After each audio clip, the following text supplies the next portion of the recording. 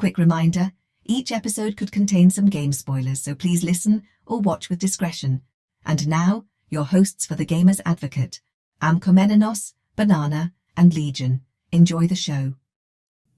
Welcome back to The Gamer's Advocate Mass Effect 1 episode, previously on The Gamer's Advocate.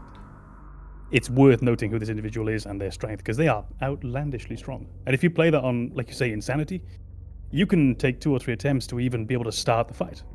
Because you will get out of the conversation and just instantly boom, boom, boom, boom, boom, boom, boom, boom, reload. Yeah. And I think that's an interesting one because it's just like it's him with 3 Geth. You don't get other Krogans.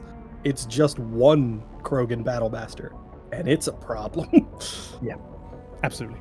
Yeah, there's also in that scene is really that's a unique scene because when you do get Liara, again, I'm going to avoid major spoilers here or anything, but Liara doesn't know you from anybody, right? You don't know Liara really, but you're standing your ground. If you have the conversation where you say no, you're going to basically have to go through us to get her.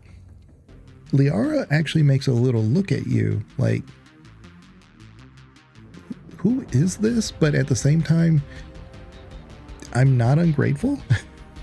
It's the oddest look in a cinematic that says everything with just that little look. And of course you don't know or anything, but as you do the playthroughs over and over, you catch that. And it's just a little subtle look that they didn't have to. They could have just had a little stoic Liara looking straight forward or whatever, but she actually does make a little look.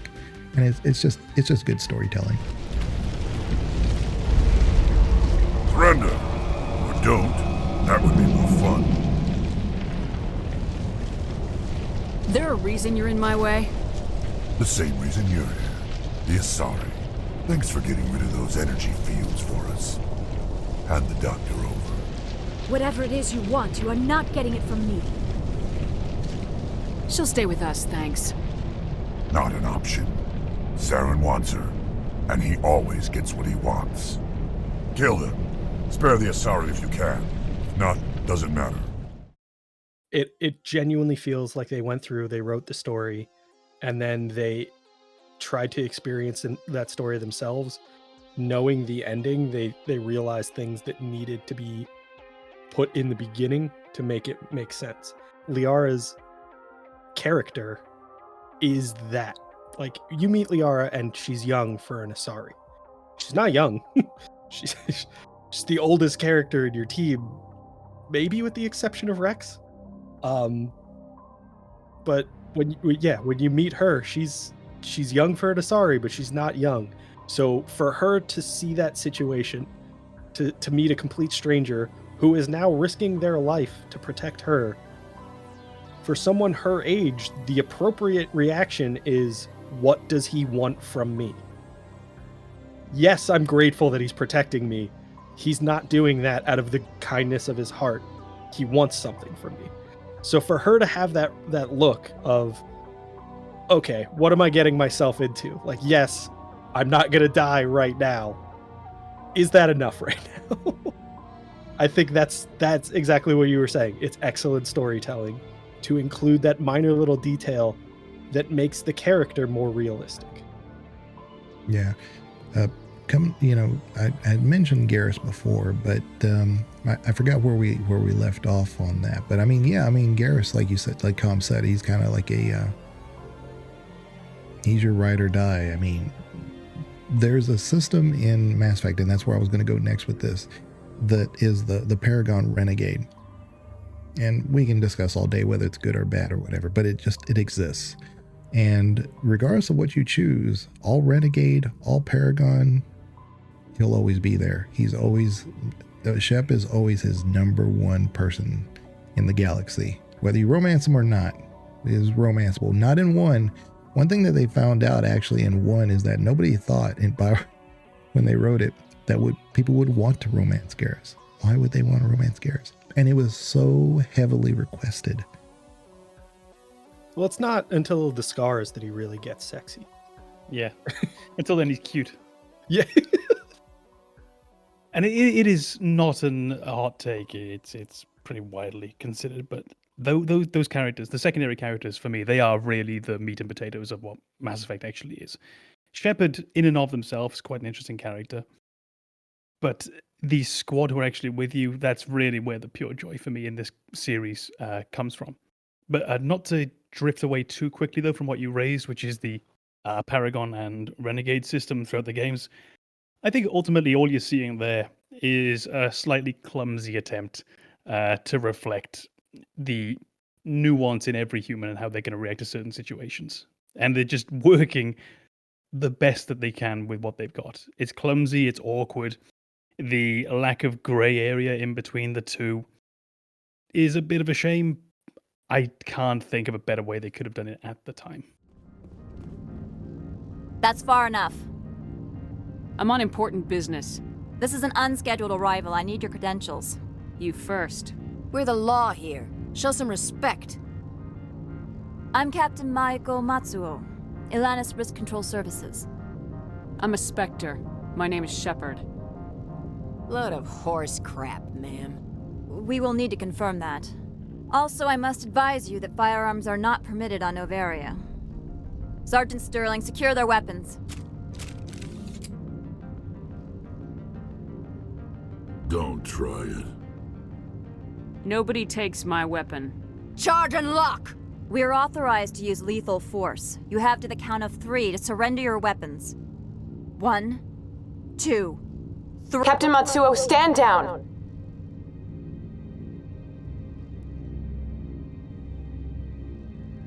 We confirmed their identity. Spectres are authorized to carry weapons here, Captain. You may proceed, Spectre. I hope the rest of your visit will be less confrontational. Parasini-san will meet you upstairs. Behave yourself.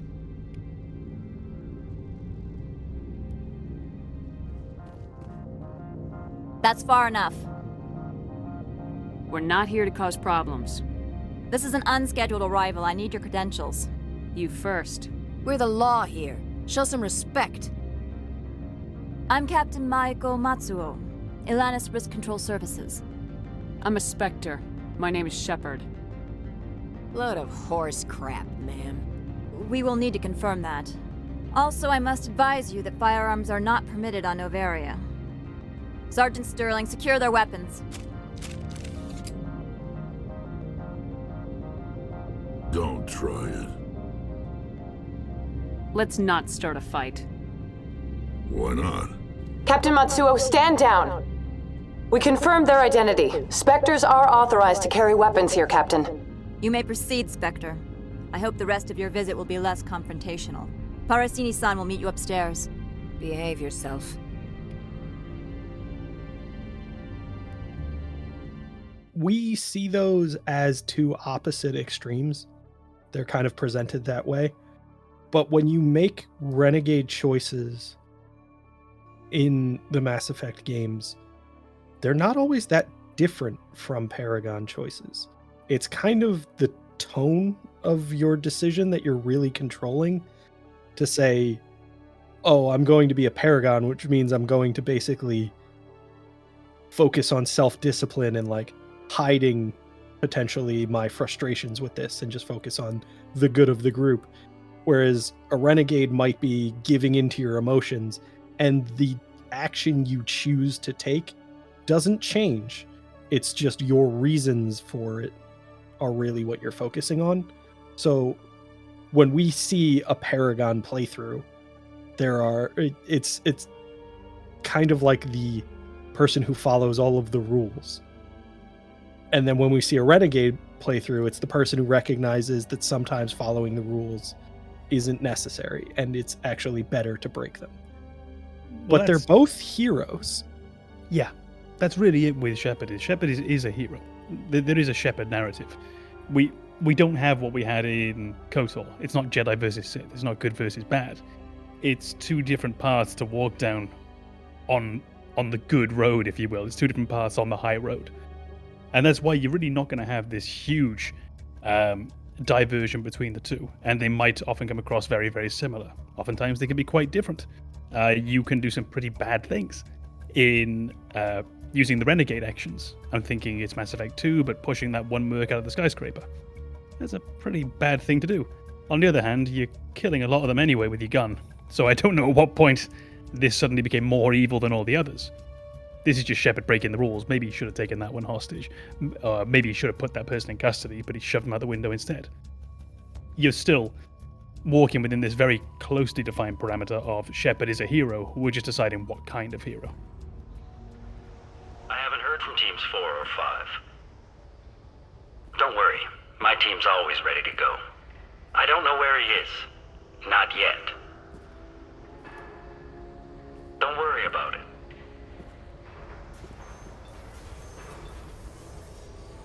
We don't need any reinforcements. I'll take care of it. It's under control. I'll go down there myself. Turn around very slowly. Damn it. Have you seen the assassin? Why are you looking for him? You're not one of Nisana's mercs. Who are you? Answer my questions and I'll let you go. Look, pal. Even if I knew where he was, I wouldn't tell you. Not the answer I was looking for. I've got nothing more to say to you. If you shoot me, my team's right through there. They'll be all over you. Is a little information really worth dying over? Is Nisana? No. I suppose not. Okay, look. Last I heard, the assassin was down on the mezzanine. But the teams on the bridge think they might have spotted him. Nobody knows for sure. Get out of here. I'm going.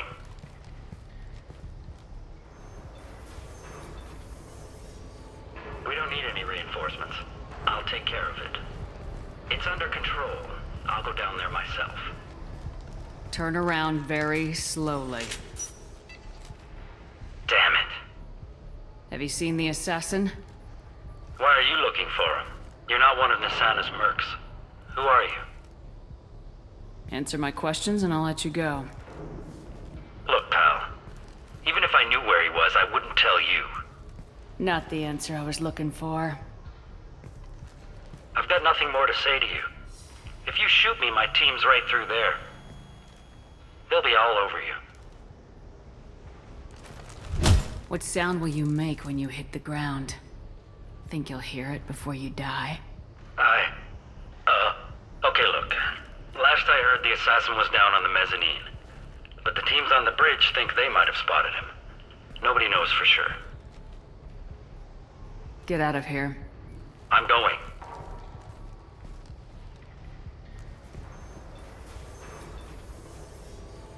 We don't need any reinforcements. I'll take care of it. It's under control. I'll go down there myself.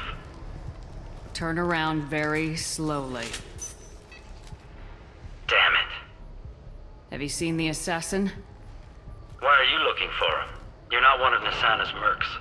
Who are you? Answer my questions and I'll let you go. Look, pal. Even if I knew where he was, I wouldn't tell you. Not the answer I was looking for. I've got nothing more to say to you. If you shoot me, my...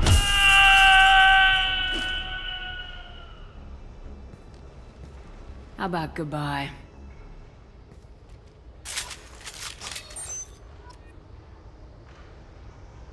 For games like this, when they've been out for a long time and I really enjoy them, I have a tendency to kind of dig into the way that they work.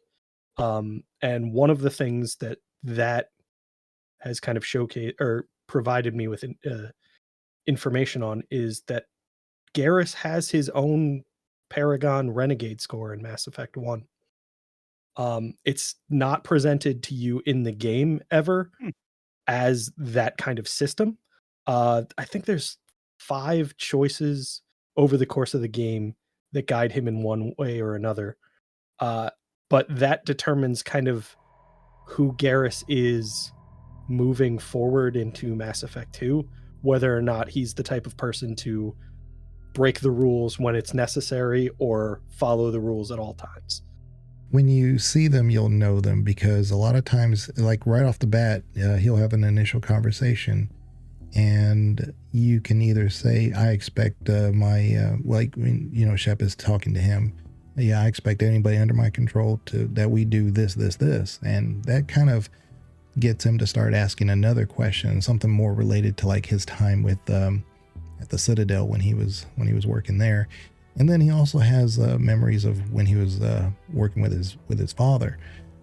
So he brings in some of those things. So when you run across them again, they're a little bit more obvious. But like Banana says, they don't actually tell you the cause and effect of those things. So for me, Shepard is of course the main character, but I've never, well, let me put it a little bit more context. After playing a few times, I got the quick impression that Shepard isn't just a human, a special human, right, that has overcome certain things. We're in a world where, the Mass Effect world, where you have all these implants and these biotic abilities and, you know, these tech abilities, and we have our way of communicating across an entire galaxy. But Shepard still stands alone among humanity whenever anything kind of comes up. So I've never really seen Shepard as really just the next evolution of humanity. I kind of actually perceive Shepard as almost humanity 3.0. I mean, she kind of like skipped a step here. And I have a variety of reasons of thinking this, but it is purely hot take on my side of things because I don't have any canon lore to back that up. I just have the evidence. So, but any impressions y'all have of Shepard? Not that at all. I think the thing that I like about Shepard is that they are just unapologetically human, and yet somehow rise to the occasion that's placed in front of them. It's not quite the same idea, but if you imagine, what are they called? The Marvel movies. I think ultimately, outside of being jacked as all hell, I think Captain America sort of has the fewest powers of the main group. He doesn't transform into the giant monster. He doesn't have his mega space suit. He doesn't have the power of lightning. You've seen how many times I've seen these movies, right? But he will often end up being the one who is the focal point for others to rally around. He's the leader, almost in spite of who he is within that group. And he defines himself as this almost stoic presence around which the others can rally. And that's what I liked about Shepard, was it just felt as though they're a fantastic figurehead for the entire galaxy getting behind them to bring this on a micro level, the crew around him, and then on a macro level later, the galaxy around him or her. But it's not so much in any version of them being an advanced human, being special in any kind of way. They're just a very, very good example of what a good human can be. Yeah, I would say with Shepard, I don't know if I see it as kind of like an evolutionary progression. Shepard just gets to be, well, they become defined by the players, but they get to be the only human that exists kind of out of humanity, if that makes any sense. Because the player is controlling Shepard's decisions, Shepard gets to make decisions without bias. Might actually be that he's making decisions with the player's bias, but the character of Shepard doesn't bring any baggage with him into those decisions that's not the players. So Shepard gets to be the paragon of humanity if you want him to be, or her. I'm going to try and I play as a male right. Shepard, so it's it's by default it's where I go. play as a female Shepard, so I don't know why I'm misgendering my character. But she on numerous occasions gets to make a decision that dramatically impacts not just the future of her, not just the future of her race, not even the future of her crew, the future of the universe comes down to decisions that Shepard gets to make alone. And that is a scary position to be in. It's also the reason why people play the game. They get to make those decisions, and that is what makes Shepard special, is they get to be the hero that people wish existed, because it doesn't really exist in the real world. Yeah, I think we would have to have just a separate episode just on Shepard alone, and then I can kind of go over my details of where I get my hot takes from. But I mean, from the very opening, Shepard gets hit with a blast that should otherwise have killed anybody else. No reason why they should be alive. But not only that, they're able to kind of like advance the story based on what happens with that. And it's just, it's not just that they survived. It's like all these other things that happened on top of it that should normally have happened to a normal human. But yeah. I doubt this will play a direct role into it, but the entire time that you were saying that they survived this explosion that they shouldn't have survived, I was just thinking Mass Effect 2. Yeah, I mean, I wasn't going to go down that way either. I know. If we wanted to do a whole show on Shepard, I definitely could, because things like that is exactly what I was saying. Is you have that example, and then I could even say the events going into 3. There's a lot of little things that happen there that shouldn't happen to a normal human that they get through. So anyway, yeah. But yeah, Shep is definitely a. We talk less so far about Shep than Ashley. I don't know why. Shepard's not a racist. Yeah, Shepard's a bit perfect. Perfect is boring. I wanted to know how you feel about the combat in Mass Effect 1 in comparison to Mass Effect 3 is the easiest. They're the furthest apart, and how you feel about how well that aged. And of course, they have revamped the combat by releasing the Legendary Edition, which sort of streamlined it and maybe brought the difference between the two to not quite as big a gap. Well, without making it Mass Effect 3, of course. But how do we feel about the mechanics for the combat in Mass Effect 1? Well, I'll bring up. I fucking love infinite ammo. That's exactly what I was going to say. I know Banana's going to talk about the ammo. Go on, Banana. We'll play you in. So, I mean, I love infinite ammo in any game. I think it's just fun. I think, we get into Helldivers 2, there is the sickle weapon. It's an energy-based weapon that you can theoretically turn into an infinite ammo weapon by just keeping an eye on the temperature and making sure that you don't overheat it to the point where you need to replace the cooling system or whatever it is. So I think there's like that natural appeal of infinite ammo in video games. But the big appeal for infinite ammo in Mass Effect 1 is the way it changes combat and how you enter into combat. Please, up the stairs past the freighter. Take cover!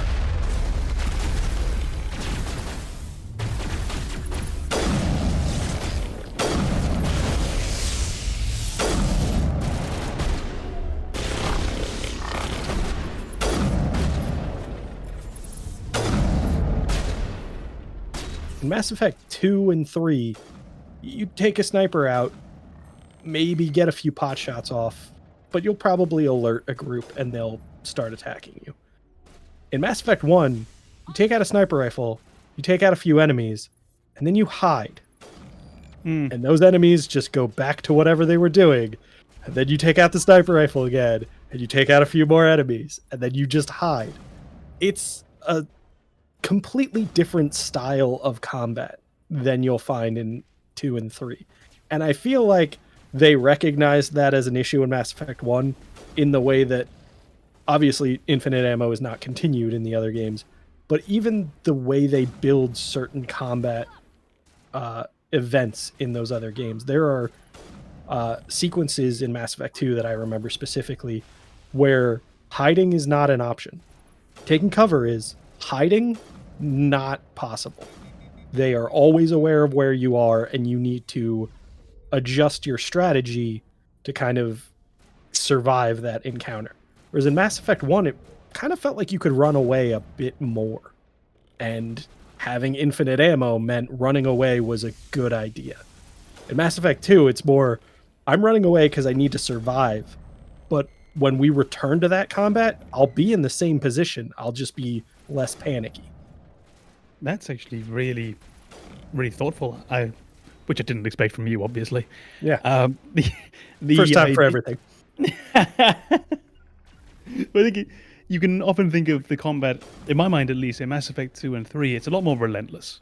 You will, and this is not a criticism because I'm playing a game and I want to shoot things. you're sort of stumbling along from battle arena to battle arena, and when you arrive, the enemies know that you're there. They start spawning in, and you kill them until they spawn no more. At which point we re-pick up our ammo, and we go and find that next battle arena. But yeah, you don't necessarily have that ability to, like you say, withdraw, retreat, possibly even to lay traps. If you, I'm thinking of the awkward grenade that you can use in Mass Effect 1, which I never really got to grips with, but you could be using that to lay it down if you know someone's going to approach you. And I think the combat in that game, Mass Effect 1 in particular, it exists in a weird place where it's not quite the third-person shooter that the other games go on to be, because I think you still have dice rolling behind the scenes. Certainly Mass Effect 1, not Legendary Edition. I'm thinking of those times that you aim down your sniper rifle sight and you shoot someone right through the torso and do nothing. And you missed because your accuracy was a bit low. I think it's in an odd little space in the world, which we probably wouldn't quite tolerate today. In the same way that Morrowind, for example, its combat, you stab the rat and you missed. And you stab the rat right through the face and you missed.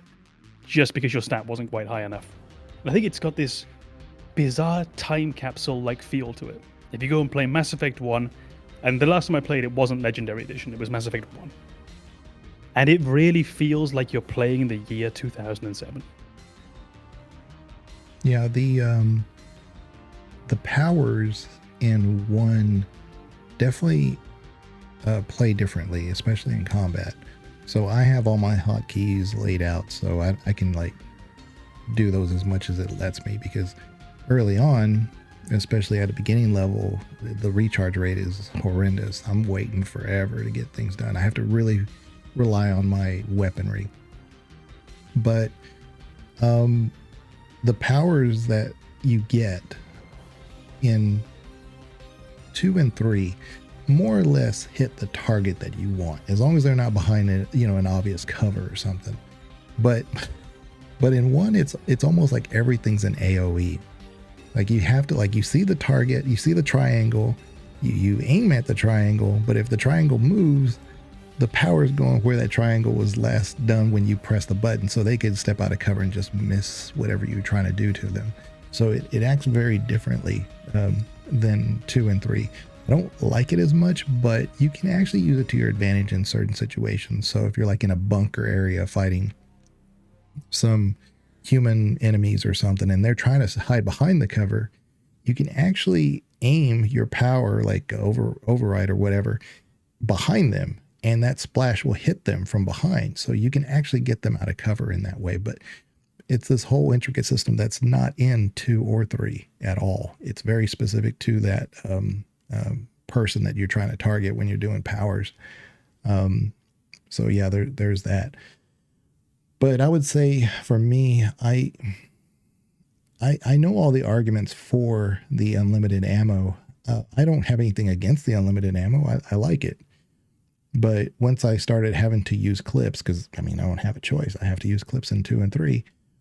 I kind of gravitated to that. I think I heard at one time that it would have been better if they had unlimited ammo, but you used a clip to immediately cool down your weapon that was overheated. I think that would have been kind of neat, with a limitation on how many clips. We talked about that fairly recently. Mm-hmm. And I believe we linked it to Helldivers, the weapon that Banana was talking about. I think that's what the reload actually is. You have unlimited ammo until you accidentally overcook, at which point you switch in the new clip. Yep, exactly it. I think if they had the opportunity to do that, if they thought about that and couldn't, I bet you they would have. It's just what it is. I would have loved consistency across the trilogy, but I think the combat system they wanted is the one you get in 2 and 3. It's obviously a little different between those two, but I think they wanted a combat system that forced you to rely on your powers. And Mass Effect 1, you don't have to use your powers. Because of the infinite ammo system, because of the mods you can get for weapons, you can go through that entire game just shooting. And it's not as immersive. It might be fun if that's, your style of gameplay, but it's not as context appropriate in my mind. If you have people who are space wizards they're probably going to use their space magic. Well, this So for is- you to have a combat system that doesn't force you to use those powers feels inappropriate. This is something I think we've talked about before, but it's definitely something I've raised with other games. Is essentially when I play a video game, whatever your game tells me you're good at, whatever you're unique at, I want to play that way. So when I play Deus Ex, for example, I want to go sneaking through the vents because you seem really, really good at that. When I'm playing Final Fantasy, I want to use the summons because that's one of the unique and interesting things about you. So when I'm playing Mass Effect, I want to use those powers. And at the same time, I want the game to encourage me to use those powers. Have enemies hiding so that I have to, I've forgotten what it's called, but the sort of graviball you get in the later Mass Effects that can lift them up and out of the air. I want that. I want to have to use my techie to strip the armor before then gunning them down, because I want that too. But I want your game to give me your unique point and give me the encouragement to use it. Yeah, The Witcher does that too, because I've seen a lot of people play Witcher and they're like, this enemy is just so hard. There's no reason why I should have to spend 5 minutes fighting a rock golem. Don't spend 5 minutes. Use your abilities. And it's use your oils, yeah, because they signs. just do pure blade playthroughs, and they're like, why would I want to use this? It's an experiment. Find out. Simultaneously, I like that you can. It's like what we discussed in a previous podcast about how Final Fantasy 15, you don't have to use the magic. You can probably get through just using your sword and hitting the attack button. But for those of us who do want to go a bit further, it is always better to have that option and that choice. I think it would just be nice if the base level did expect a little bit of power usage and a little bit of biotics or oils, whatever it is. Yeah, but I wouldn't even call it min-maxing, because there are places that you go to in Mass Effect 1 that, have these tanks. And you can blow I don't know up. if you saw, but I min-maxed Oh, with bunny ears. I think it was off camera. but yeah, if you have like 4 enemies back deciding to bunker behind back there, you just blow up the tank and boom, you're done. But that's what I was saying. You don't do that with your ammo or your gun. You have to use a power for that. So, I mean, you can, but what I'm saying, the specific ones I'm thinking of in my head is one that gets overridden by electrical explosions. Oh, gotcha. Oh, And okay.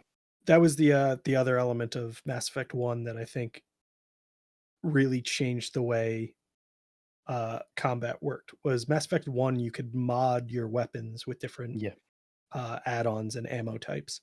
And every time I play Mass Effect 1, I end up playing a character who pulls out a sniper rifle with high explosive rounds and the scram coils or scram rails. And it's a tiny little nuke. You don't have to hit your target, you just need to hit the same room. And there's knockback, there's a high amount of damage, and you just need to wait for your weapon to cool down again before you use it as a second shot. And with building your character, I think there's like a skill tree that encourages weapon cooldown for sniper rifles, or it might just boost damage. But it just becomes this like hilariously broken thing that you can do. You can shoot the ground next to an enemy and watch them slam into the wall at 90 miles an hour, and it's very amusing. My gun's a little OP.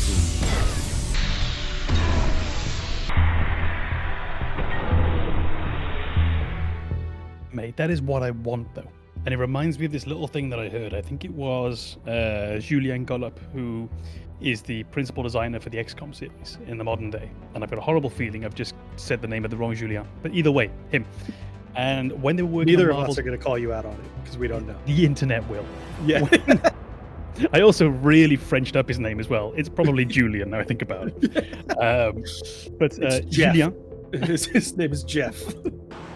My name is Jeff. Right, Hefe.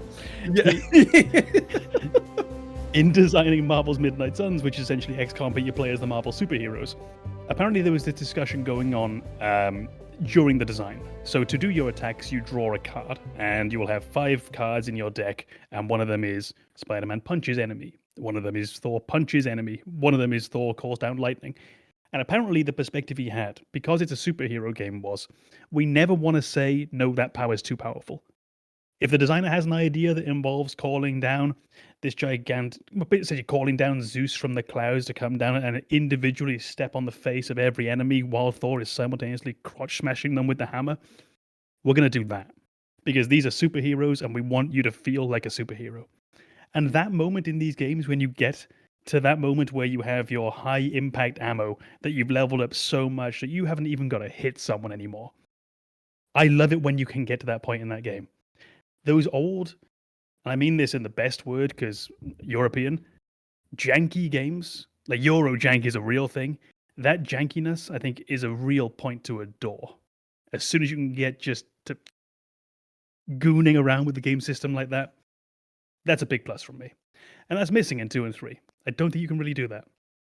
Yeah, there's a pistol or two that gets really overpowered with that setup, though. I know. Banana says he put it on a rifle, and that works too. But to be specific, just so that in case we have people that don't know what these mods are, but the one that he's talking about, the explosive one, is I think 500% more damage base, and then the scram rail, prevents you from overheating. So, well, the scram rail is more damage. Well, right. Yeah, more damage. Yeah. Frictionless materials is the avoid overheating. Yeah. But it's basically one and done. That's why a lot of people put it on pistols, because you have, if you're up and close and personal, you can just like shoot at the ground, like you said, and you can still hit, and so you're doing good. But what I've done with that almost identical setup is that I would put that on assault rifles or the shotgun for tally for my companions. And they clear a room while I'm just spamming my powers everywhere. It's easy mode basically at that point once you get those items. So it actually does make it pretty neat. I will say though that when you get the final act, it's not so easy to pull off because the enemies are very far away. You have to kind of get up and close and personal with them. And meanwhile, you have all these, they're shooting at you. You have literally turrets shooting at you. Yeah, you can't just get away with that. There are mechanics in place that prevent you from just overpowering the game at that point. Very heavy enemies get in the way of that kind of broken system I mentioned, because you don't get that knockback with very heavy enemies. They just kind of tank it and keep shooting at you. Mm-hmm. I would actually like to sort of push us to a topic then as well, which feels, bearing in mind you were just mentioning towards the end, talking about these enemies. What do we feel about the antagonists of Mass Effect 1? For myself personally, I think it's one of my favorites of the entire series. I think it's the most well-balanced set of antagonists that you get in the series. I was wondering what you guys think. Yeah, for me, I will say I think he's definitely one of the, if we are talking about the antagonists that you meet at the end of Mass Effect 1. I would suggest that we say right now that this is going to be spoiler territory. Okay. Yeah. For anyone who hasn't played this 17-year-old game, okay, this is on you. Yeah. So, Saren. Wait, who? Yeah. If we're referring to Saren as our big bad in Mass Effect 1. You're such a dick. Yeah. No one is disagreeing. We're not editing that out. That stays. That's canon. Yeah. But if we're saying that... For me, I would always say with this game, antagonists, I think it's really the pair that work for me. But sorry. Oh, okay. Let me try to rephrase this then. Because I could also say it's the Reaper, right? But but that's my two. That's fine. I'm not talking about Benezia. Oh, really? I thought you were talking about Benezia and Saren. Really? I thought there was those two. I did. Okay. No, I've got the big two, if you will. Well, then let me rephrase that. Then I think I know. I feel like you can't say the big two and then not mention the character that is introduced to you chest first. Yeah. I think the big Benezia. Two is just Benezia. Yeah. It's another one of those things where, like, I've played this on stream, and every time that comes up, I feel like I need to apologize. It's just like playing Final Fantasy X, and you're introduced to Lulu by scanning over her body, and then when it gets to her face, they cut away. It's like, that's the part I need to see. The Miranda angle, yes. Yeah. But yeah, so to remove all grey area, all ambiguity, the two that I refer to are Sauron and Sovereign. Sovereign, okay. Sauron, to me, is one of the best enemies in any game series. We don't get to see too much of him, but what we do get is a very, very big lore dump. And there's a lot of stuff that gets pieced together after the series and during Mass Effect 1 if you choose to look for it and find it. We know about the First Contact War. We know Sauron, how he feels about humanity. It's that whole racist thing. And by the way, the humans are not the only racists. I'm telling you, you talk to any alien, they're very much against humanity progressing just because they're humans. But Sauron is in that same ballpark. Now, there's other supplemented lore content that talk about him and the elusive man and some other stuff and how he could be indoctrinated. And I'm not going down that road. I'm only talking about Sauron as a individual, as a person. He's actually you can actually sympathize with where he's coming from in many ways. He's given his whole loyalty to the council. He's done what he can for the galaxy. He's always done what must be done, that made those decisions that other people would not feel comfortable making. And the council has always been safe because of those decisions. And now he's being questioned and put aside because he sees a bigger threat out there that nobody's going to recognize. Where Shepard steps in and says, this is what's going to happen. And despite everybody's attempt to make me feel like I'm the crazy one, I'm still going to proselytize what I think should happen, what we need to do. Sauron says the exact opposite. He's like, I know nobody's going to believe me, so I'm going to take the side that's going to win. and he does that not just because he wants to win, but he sees that as the only way of keeping intact any semblance of our society going forward. There's a full eradication or some kind of middle ground, even if it's 1%. That's the way he sees it. I wonder if you could potentially, it would be quite tenuous, but if you could potentially find some common ground between Sauron and Ashley's grandfather. Right. This is the exact opposite, the polar opposite. Yeah. I just think that pragmatic approach, that feeling of, in Sauron's case, civilization is going to go, or we hang on in some way. And with Ashley's grandparents, there is all of these soldiers are going to die, or we can carry on, but potentially with my honor, my character besmirched and sullied for future generations. And knowing everything we know about Sauron, can you imagine if he had a grandchild? How that child would be perceived in the galaxy, and then they said, no, we don't want you involved with our stuff because of your history, and we know what your family's capable of doing and things. You kind of see where Ash feels misrepresented this whole time. So, I mean, I'm going back to Ash. I always go back to Ash. But I think it's a point worth considering, or worth keeping in mind at the very least.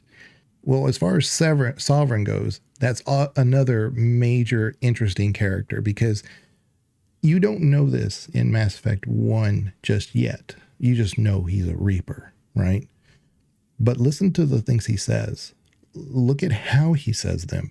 It is so fundamentally different than any Reaper you meet after that. Their context is different. He is so condescending, and he is just so like, you're fine, I'll talk to you because I have nothing to hide. He definitely just has a different personality. It's been theorized that maybe he's actually the first Reaper.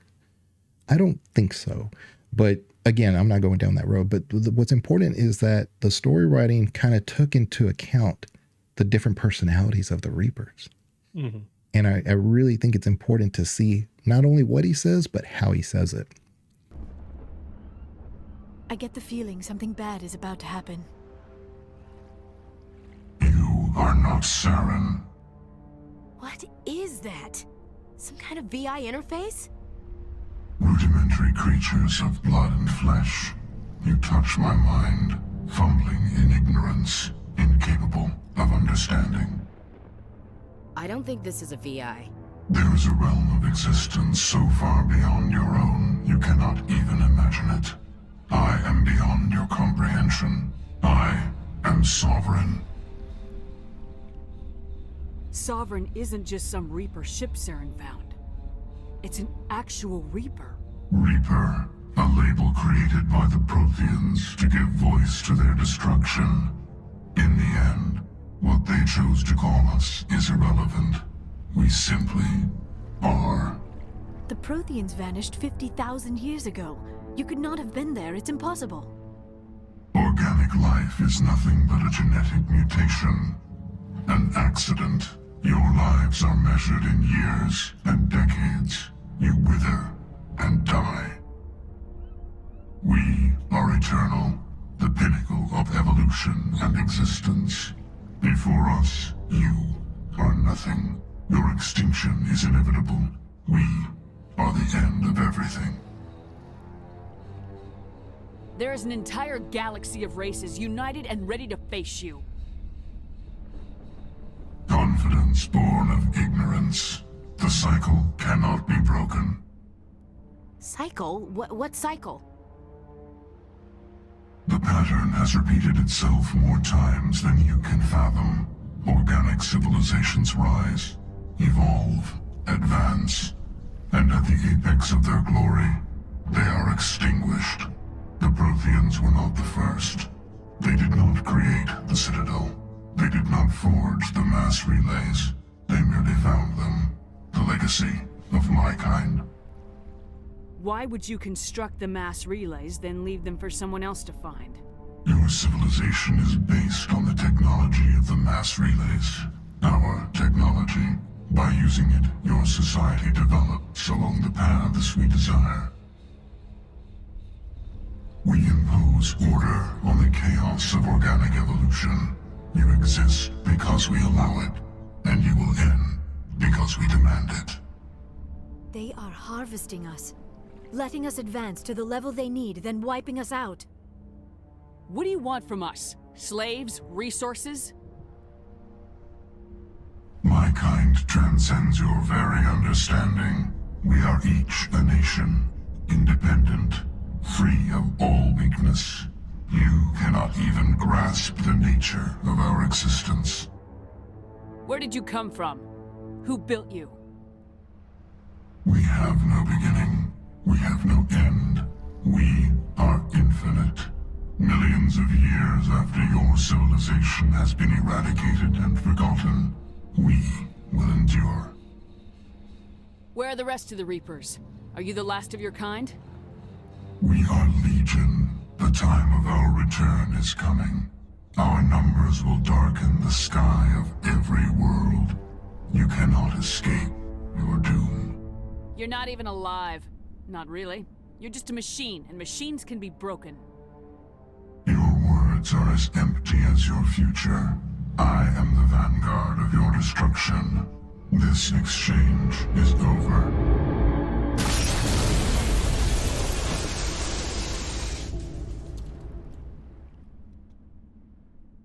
Oh no, I was going to say, isn't Harbinger the first Reaper?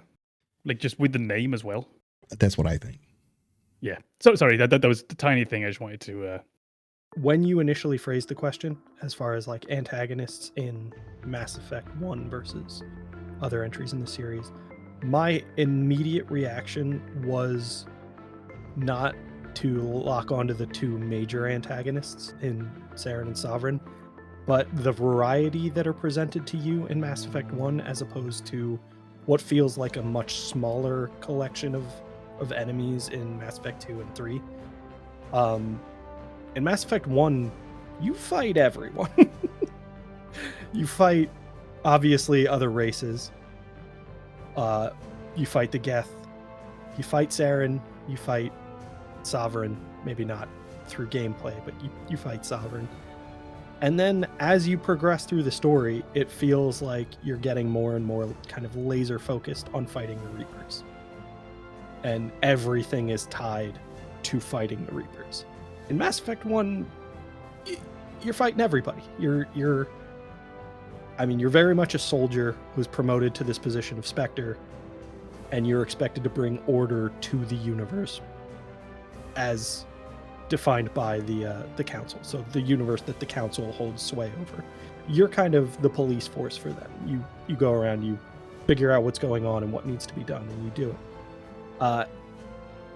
I think over the course of the trilogy, you obviously move away from that role, and you move into this solo hero kind of position where you are the one leading the charge against the Reapers. Maybe not in every capacity, but you are the driving force behind it. And as a result, you focus on the Reapers as your enemy and anything peripherally related to the Reapers, but you're less involved with fighting Batarians. You're less involved with Krogan mercenaries. You're very much focused on the Reapers and the enemies that they've created for you. So that was kind of my immediate reaction with Mass Effect 1 is Mass Effect 1 is still kind of the world building game in terms of combat as well, because you're fighting everything. But I think we've the core discussion now is those two major antagonists.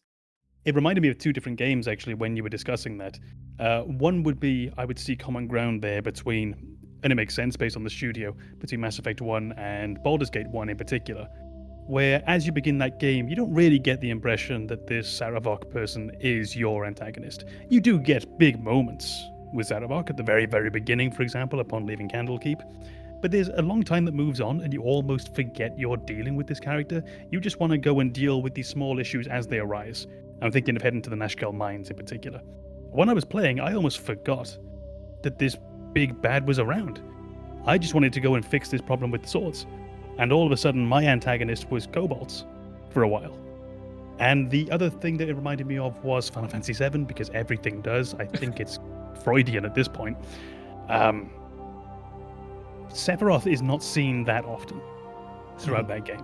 You could say he's only seen once or twice, if we're being quite literal about his body. But in Midgar, your boss is the Shinra. As you progress through the game, your antagonists become the Turks. When you reach Coral Town, your antagonist becomes Dyne. And you have all these different little antagonists all the way through. And sometimes Sephiroth's pulling the strings for what you're doing, sometimes he's not. He has no involvement with Dyne as far as I can see. And that's quite a nice thing with Mass Effect 1, is you have your antagonist briefly be the Rachni. Or the plant that I've forgotten the name of. Or the Geth. Is it the Thorium? Thorian. Thank you. And these will feel like small little separate episodes that almost take your attention away from that big bad that's behind everything going on for a while, and can just then serve to re-emphasize the massive power of these enemies when you go and find them later, because now you're not fighting a plant. Now you're fighting a Reaper. Now you're fighting this modified Spectre. Sorry, that was just where I wanted to go before we jump back directly. It's very funny because that was going to be relevant to my next topic as well. Edit. I was going to say, and I maybe you'll agree, but I feel like BioWare does something very similar with Saren that they did in Baldur's Gate with Saravok, and in Baldur's Gate 2 with Irenicus. You're introduced to the villain very early, and all you're really given is enough context to be like, that guy's a dick. And then you kind of move on. You kind of do your own thing for a while. And then you start to see more and more how the stuff you're interacting with gets tied back to that main antagonist. And then you piece together the motivations of that main antagonist as you play through the story. And sometimes you might not get their full story unless you're exploring and digging around in the world. And then by the end, they're not only somebody you're really, really adamantly against, but they're also somewhat relatable. It's like you can kind of understand how they got to where they are. And that happens. I would say less so with Saravok, but with Irenicus, you can definitely see that relatability, and piecing together all of his motivations, you see him as an understandable person who made decisions you probably wouldn't have made, but decisions you would have considered. And that's true with Saren as well. I think that's the interesting part between the two, oddly enough, antagonists for Mass Effect. So Saren is conflicted. Ultimately, he has found what he now believes in, and the indoctrination, that can be another subject. But ultimately, now he's found his vision and he knows what he wants to do. But you can see how this would have been eating away inside of him for a while. What is the right thing to do here? And this all ends up being from his perspective. What is the right thing to do? And you get this, and again, it's the wrong word because of the nature of the game, but this very human, this very pragmatic, this very interesting thought process taking place. And if you contrast that with Sovereign, there's none of that. Mm-hmm. But then again, why should there be? Right. Sovereign takes on more of that level of a almost Lovecraftian enemy. You're not really supposed to understand, and yet in the end we do. But his motivations are different. They're eternal, they're outside of what we would consider to even matter. And that wonderful difference between the two, I think, of having a very, very, almost an image of Shepard as the enemy. It's Shepard who went down a very, very different path. But then simultaneously this villain who is on just another galactic plane almost. And how those two play together, I think, is absolutely beautiful. I think he really captures more or less the theme in Mass Effect very early on. To say that we have something in common with Saren. And we can kind of understand how he got to be where he is. We don't have anything in common with Sovereign. He is beyond our understanding. He is an absolute. Absolutes don't really exist in, obviously, we'll say humanity, but in sentient life. It's not how things work. There's always a gray area. And so Sovereign is completely foreign to us. But Saren, despite being the villain, well, initially the only villain you know about, but just your antagonist and somebody you completely disagree with, very relatable and understandable. And I think that's kind of the theme of Mass Effect is, doesn't really matter how different you are, your organic life, you have something in common, and it manifests in kind of the way that you relate to each other. Is you might have different ideas, you might have different priorities, but there's a commonality there, and that's what needs to be focused on. And that commonality doesn't exist with the Reapers. So you can't focus on it. They need to be destroyed. But if y'all had any overarching themes that you think are what really define the Mass Effect series, or more specifically Mass Effect 1, but Banana's already kind of mentioned one. I just didn't know if you had any others on top of that. It's people. Everything about Mass Effect is people. And I don't mean that in the sense of humans versus organics versus synthetics. I don't mean that line. I just literally mean the relation of people to each other. And that would be on that much larger scale of how races interact. It's on the much smaller scale of how individuals interact. And to me, that's everything Mass Effect is. It's just about people. You could then, if you really wanted, you could look at how it approaches philosophical ideas. You could have a look at how some of the different societies are made up, how some of them are involved in the arts, how some are involved in the military. Think of the difference between the Turian and the Asari. But that's political theory. When you're looking for a simple theme, it's people. Well, no, I'm not looking for a simple theme, even if you have a complex one. Right. Let me write this down because it's going to take a while. Yeah, I think that's really it. It's, you'll see representatives of just about every race with something you can relate to. And I mean every race. I mean, you'll encounter Geth who have personalities that you'll connect with. And it showcases, I think, that kind of overall theme of, it's more important to focus on what you have in common than what separates you. I feel like that's kind of always been the overarching theme of Mass Effect games, is we're stronger together. And it's kind of that simplified element of it, of that it takes a common enemy to recognize that. But at its core, the message has always been, people are different, but their goal should always be to work in the best interest of all of them. And I kind of feel like that's just an ever-present theme across the entire trilogy? Well, I'll go last. My overarching theme, that is the correct theme, by the way. I see why you chose to go last. Is control. It's all about control. Whether it's the Reapers or the Council or even AI and the inability, and when these different societies lose the control. So the Quarians lost control over the Geth. The Thorian lost control over its people on the planet there, and that was all about controlling those people specifically for its purpose. And so the AI, it comes back to the AI. Even Shepard fights, as you were saying, like Shepard fights everybody in Mass Effect 1. Fights an AI on the Citadel of all places. And the AI is a constant running theme, because every time, and I don't want to get into Mass Effect 3 at all, but every time there's been a element of AI that takes over, it's never been never resulted in a good thing. So they've always had to be quelled back. And the whole reason for really the Reapers to exist is due to some of that issue with control. So I think really control is the major theme here, and how societies react to the loss of it, and whether or not it's even a bad thing. You just have to deal with the fact that that's the next page of that society's situation. But I think really the theme, for me at least, has always been about control and what happens to those societies when they lose it and how they react to it.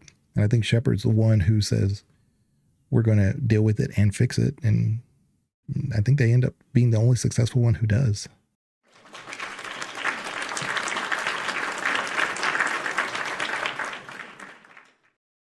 So, no.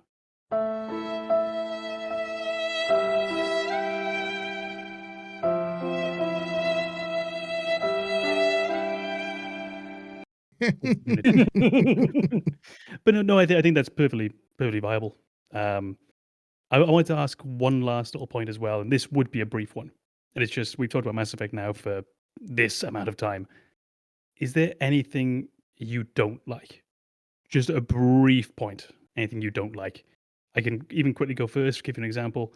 I despise the item system, and I'm glad that it got phased out in the following games. I really think it's awful. Mm-hmm. I was not thinking of like game mechanic things. We could be either. The first thing that popped into my head was, I've kind of highlighted the redeeming characteristics of like a character in every race.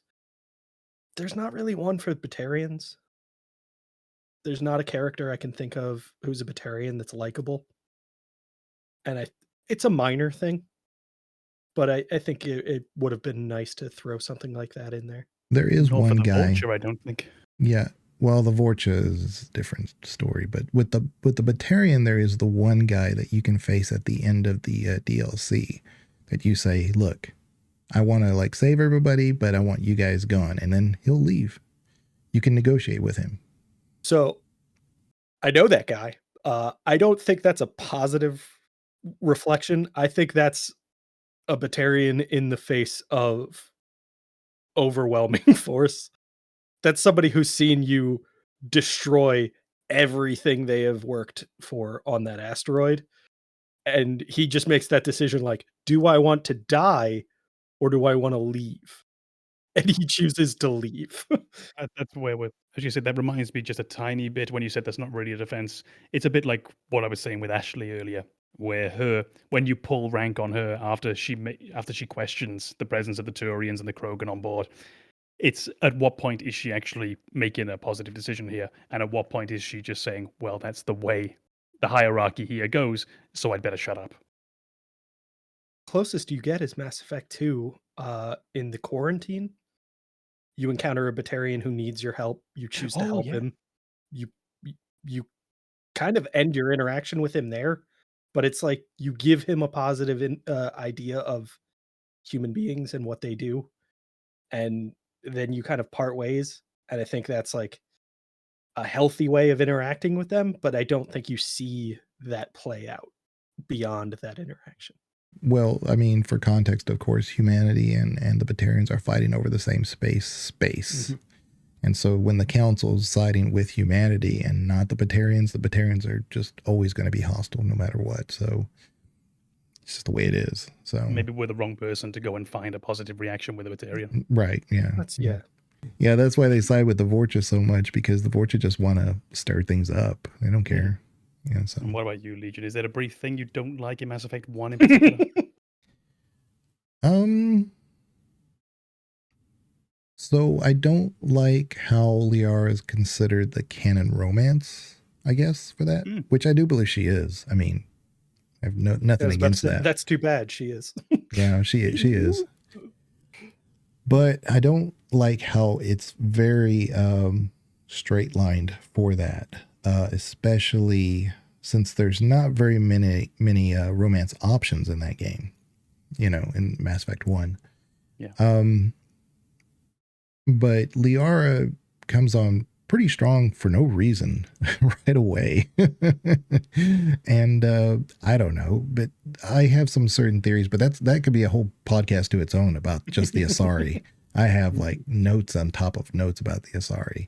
But that's maybe where my line of thinking is coming from, is that I don't inherently trust the race that is designed biotically or biologically to deceive us or any other living creature. Space now racist. I see why you're defending Ashley. Yeah, right. I'll say that the romance system in 1 actually left a lot to be desired for me as well. I think it comes on very strong. It feels a bit like a teenage boy sort of writing the romance scenes and just imagining what they would want to happen. And I remember there was a point when I accidentally romanced Liara, and I had that moment of, okay, we're fucking now? Why? And there was that very odd and uncanny feeling of nothing I deliberately did up until this point should have led us down this path. And I think that moment playing that game is what's led to my massively overinflated sense of my own self-confidence and my own charisma. Mass Effect led me that way. I don't know if that's a Mass Effect thing or if that's a media thing. Because I think when you see romance portrayed in any media outside of long-running ones like television, every romance feels condensed and accelerated. Yeah. Especially in video games. I mean, not to turn this into a Final Fantasy podcast, but if you look at Final Fantasy X's romance, it's nonsense. It makes no sense whatsoever.